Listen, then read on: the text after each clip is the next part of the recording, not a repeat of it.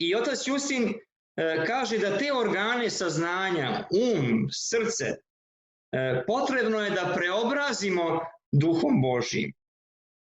Na taj način da ta duhovna stvarnost sada bude uvedena u naše prostore, da budemo uvereni u prisustvo Božje.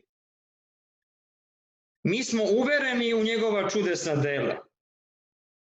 Svi hrišćani koji crkvi dolazimo.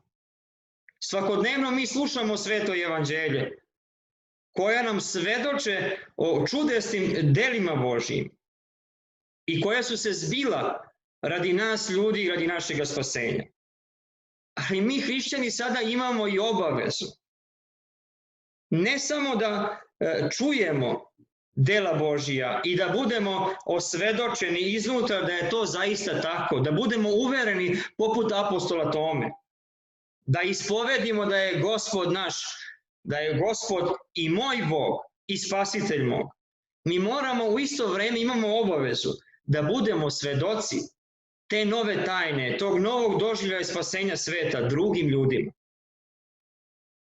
To je ta apostolska misija koju svaki hrišćanin treba da ima u odnosu na svet, u odnosu na drugog čoveka.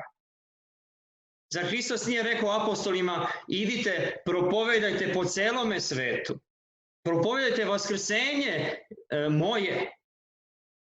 To da je carstvo Božije u duhu, u sili, kroz mene, kroz moju ličnost došlo i vi tu silu primate u tajni krštenja. I sada imamo obavezu, odgovornost, primili smo silu, imamo dužnost da tu silu Božiju, blagodat Božiju umnožavamo u sebi. Ali onda imamo i obavezu da tu silu prenosimo. Naročito roditelji svoje deci.